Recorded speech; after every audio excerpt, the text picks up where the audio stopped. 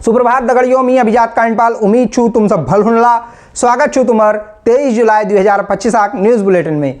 आजक bulletin में हम बात करोल घूस लेनी अफसरा रंगी हाथ पकड़न बार में, छात्रवृत्ति घोटाले के लिए बात है, मुख्यमंत्री ताबड़तोड़ बैठकों बार में ले बतूल, पंचायत चुनाव है बेन जुड़ी खबर राल और आरओ मेंस एग्जाम डेट ले बताई जाल। तो आप शुरू कर लूँ आजक बुलेटिन पंचांग है बटी। दोस्तों, आज है बुधवार का दिन और सावन के कृष्ण पक्ष की चतुर्दशी तिथि, जो रात 2:28 तक रहेगी। शाम 5:54 तक आराद्रा नक्षत्र और दोपहर 12:34 तक व्याघात नाम का योग रहने वाला है। वहीं दोपहर 3:31 तक विष्टि नामक करण रहेगा। शुभ मुहूर्तों के लिहाज से देखें तो आज अभिजित मुहूर्त नहीं है, वहीं कल अमावस्या रहेगी। अब शुरू करते हैं आज का बुलेटिन। अब एसआईटी करेगी स्कॉलरशिप स्कैम की जांच। प्राथमिक जांच में 17 इंस्टीट्यूट में हुई गबन की पुष्टि। उत्तराखंड के मुख्यमंत्री पुष्कर सिंह धामी ने स्कॉलरशिप स्कैम की जांच के लिए एसआईटी बनाने का आदेश जारी किया है। दरअसल केंद्र सरकार द्वारा उपलब्ध कराए गए शिक्षा सत्र 2021-22 और 2022-23 के आंकड़ों के अनुसार इस घोटाले में राज्य की 92 संस्थाएं संदेह के घेरे में हैं। वहीं मामले की प्रारंभिक जांच में 17 एजुकेशनल इंस्टीट्यूशन में गबन की पुष्टि होने के बाद ये कदम उठाया गया है। शुरुआती जांच में सामने आया है कि कुछ मदरसों, संस्कृत विद्यालय और अन्य इंस्टीट्यूशन ने फर्जी तरीके से या फर्जी डॉक्यूमेंट के जरिए स्कॉलरशिप प्राप्त की है। उधम सिंह नगर जिले में सरस्वती सिद्धू मंदिर हाई स्कूल और रुद्रप्रयाग के वासु केदार संस्कृत महाविद्यालय जैसे संस्थानों में भी अनियमितता मिली है। इसके अलावा नैनीताल, हरिद्वार समेत अन्य जिलों की संस्थाएं भी जांच के दायरे में हैं।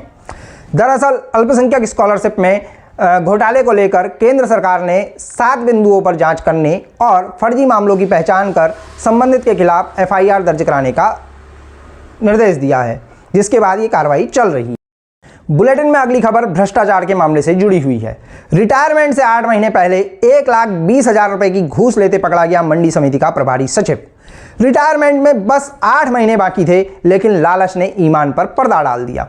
अपनी तिजोरी भरने की हसरत ने इज्जत मिट्टी में मिला दी और विदाई से पहले मिली बदनामी।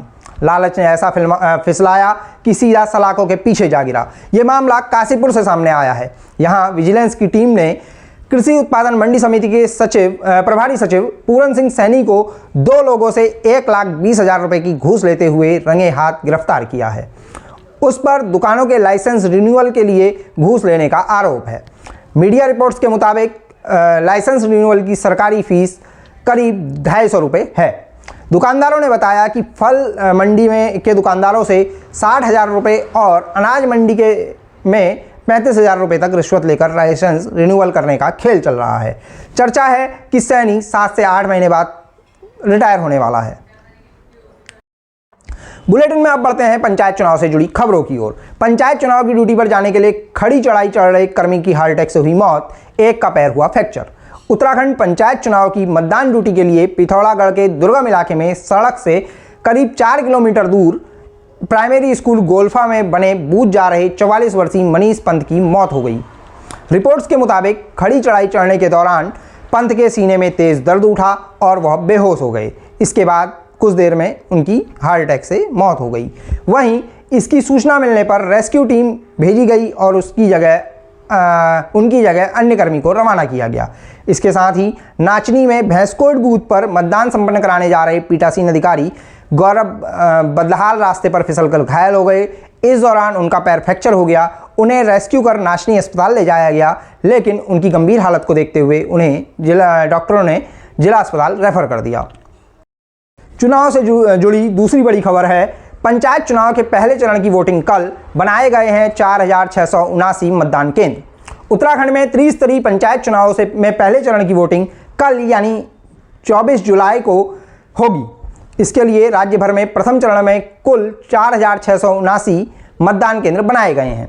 इनमें से 1,521 संवेदनशील और 533 अति संवेदनशील मतदान केंद्र हैं।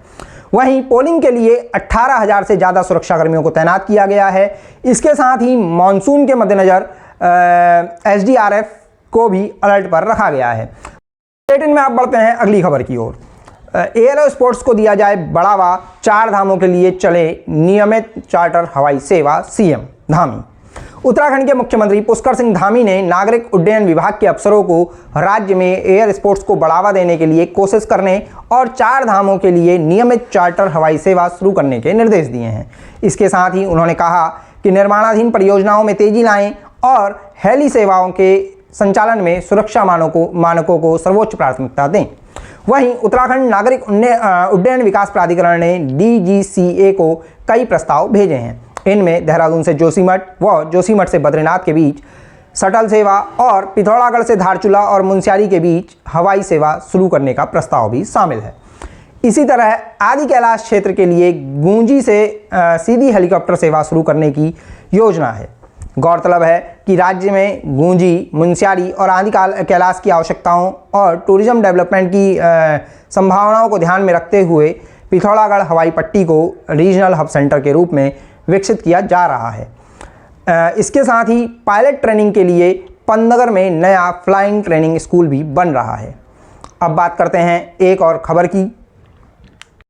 देहरादून और हरिद्वार में चलेंगी 150 इलेक्ट्रिक बसें, 750 लोगों को रोजगार भी मिलेगा। उत्तराखंड रोडवेज देहरादून और हरिद्वार में प्रधानमंत्री ई-बस सेवा योजना शुरू करने की तैयारी कर रहा है, जिसके तहत 150 इलेक्ट्रिक बसें चलाई जाएंगी। इससे करीब 750 लोगों को रोजगार का मौका मिलने की उम्मीद है। गौरतलब है कि इलेक्ट्रिक वाहनों के उपयोग को बढ़ावा देने और वायु प्रदूषण में कमी लाने के उद्देश्य से राज्य में पहले चरण में 28 जगहों पर EV चार्जिंग स्टेशनों की स्थापना की गई है।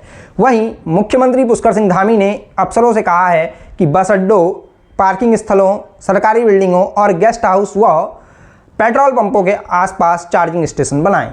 साथ ही उन्होंने निर्माणाधीन बस अड्डों के कामों को समय से पूरा करने का भी निर्देश दिया है। अब बढ़ते हैं बुलेटिन की अंतिम खबर की ओर, जो यूथ के लिए जरूरी हो सकती है। 25 और 26 सितंबर को होगा उत्तराखंड में चुनाव आयोग के तहत RO का मेंस एग्जाम। उत्तराखंड लोक सेवा आयोग यानी UKPSC ने बताया है कि राज्य चुनाव आयोग के तहत समीक्षा अधिकारी परीक्षा 2024 का मेंस एग्जाम 25 और 26 सितंबर 2025 को आयोग के परीक्षा भवन में होगा। गौरतलब है कि इसके लिए प्री एग्जाम 4 मई को हुआ था, जिसका रिजल्ट 15 जुलाई को आया था। प्री एग्जाम में 25 लोग सफल हुए हैं। वहीं मेंस के लिए एग्जामिनेशन फॉर्म 24 जुलाई से 13 अगस्त तक भरे जाएंगे। आज के बुलेटिन को यहीं देते हैं विराम। जल्द होगी किसी और वीडियो में आपसे मुलाकात। तब तक के लिए नमस्कार। वीडियो को लाइक, शेयर और चैनल को सब्सक्राइब करना मत भूलिएगा। धन्यवाद। मैं अभिजात कांडपाल।